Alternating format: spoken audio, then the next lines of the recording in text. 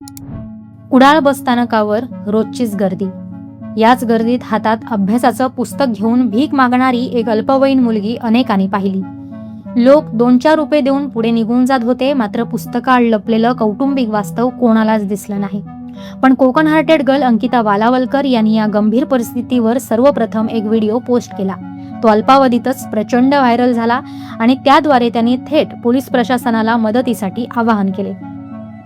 याची तत्पर दखल घेत सिंधुदुर्ग जिल्हा पोलीस अधीक्षक डॉक्टर मोहन दहिकर यांच्या मार्गदर्शनाखाली कुडाळ पोलिसांनी तातडीने कारवाई केली.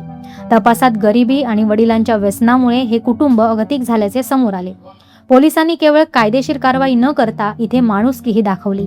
बाल कल्याण समितीमार्फत मुलांना सुरक्षित बालगृहात दाखल करून पालकांचे समुपदेशन सुरू केले आहे. केवळ व्हिडिओ बनवून स्वतःपुरती प्रसिद्धी मिळवण्यापेक्षा सोशल मीडियाच्या ताकदीचा वापर करून समाज सुधारण्यासाठी अंकिता यांनी उचललेलं हे पाऊल आणि सिंधुदुर्ग पोलिसांनी व्हिडिओची दखल घेत केलेली ही संवेदनशील कामगिरी खरोखरच कौतुकास्पद आहे. तर ती मला जेव्हा पहिल्यांदा दिसली होती तेव्हा मी पण तिला इग्नोरच केलं होतं की चल ठीक आहे जाऊ दे असेल कोणीतरी. पण मी विचार केला होता की अशा प्रकारे भीक मागणारी मुलं किंवा अशा प्रकारे काही मागणारी मुलं ही आपल्या सिंधुदुर्ग जिल्ह्यात मी बघितलेली नाहीयेत. आणि जेव्हा ती मला परत दिसली तेव्हा तिचं वागणं बोलणं ह्या सगळ्या गोष्टी मला संशयास्पद आणि रिपिटेटिव्ह वाटल्या की हे असंच ही करते सतत. आणि त्यामुळे मी तिच्यावरती थोडं लक्ष ठेवलं, तिच्या हालचालींवरती लक्ष ठेवलं आणि नेमकी तीच मुलगी दुसऱ्या दिवशी आम्हाला दुसऱ्या तालुक्यात माझ्या मित्राला दिसली. तेव्हा मला कळलं की इथे काहीतरी पाणी मुरतंय आणि म्हणून मला लक्ष घालावंसं वाटलं. आणि मी जेव्हा तो व्हिडिओ पोस्ट केला तेव्हा बघितलं की कितीतरी लोकांनी हे बघितलं होतं पण कोणी याबाबत तसदी घेतली नाही की काय आहे बाबा हे काहीतरी चुकतंय का, आपल्या आजूबाजूला काही चुकीचं घडतंय का. त्यामुळे फक्त पोलीस प्रशासनावरती एखादी गोष्ट न ढकलता आपण सुद्धा नागरिक म्हणून खूप सतर्क राहिलं पाहिजे. कुडाळ पोलिसांचे खरोखर कौतुक आणि मनापासून आभार की तुम्ही यात लक्ष घातलं. पण मी कुडाळमधल्या नागरिकांना सांगेल की तुमच्या आसपास अशा गोष्टी जेव्हा घडत होत्या तेव्हा ज्या पद्धतीने तुम्ही इग्नोर करत होता एक मोठा गुन्हा घडू शकला असता.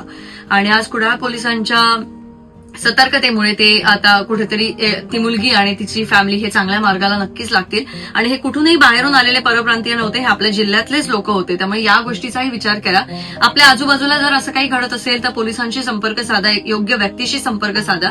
पण या गोष्टींकडे दुर्लक्ष करू नका. आपल्याकडे मालवणीत ती म्हण असं ना, आपलं तो बाबो दुसऱ्याचं कार्ट, तसं मला काही प्रकार होऊ देऊ नका. सगळ्यांची मुलं ही मुलंच असतात आणि मुलं योग्य वळणावरतीच असली पाहिजेत. त्यासाठी आपण सगळ्यांनी प्रयत्न केले पाहिजेत. हा व्हिडिओ पोस्ट करण्यामागे खरं तर माझा पहिला उद्देश हाच होता की ती एक मुलगी आहे, ती वयात येणारी मुलगी आहे, तिचा कोणी गैरफायदा घेऊ शकतं. कारण तिला पैसे मागायची सवय होती. जर तिला कोणी सांगितलं की चल तुला तिकडे काहीतरी देतो, पैसे देतो, खायला देतो आणि ती तशा प्रकारे जर एखाद्या व्यक्तीसोबत गेली आणि काही गुन्हा घडला तर त्याने तिचं नुकसान होऊ शकतं. आणि या गोष्टीचं सगळ्यात जास्त मला पहिली काळजी वाटली होती. आणि दुसरी म्हणजे तिला मेहनतीशिवाय पैसे कसे कमवायचे हा एक मार्ग मिळाला होता. आणि याची जर तिला सवय लागली तर ती कधीच आयुष्यात मेहनतीकडे वळणार नाही आणि एका चुकीच्या मार्गालाही ती जाऊ शकते.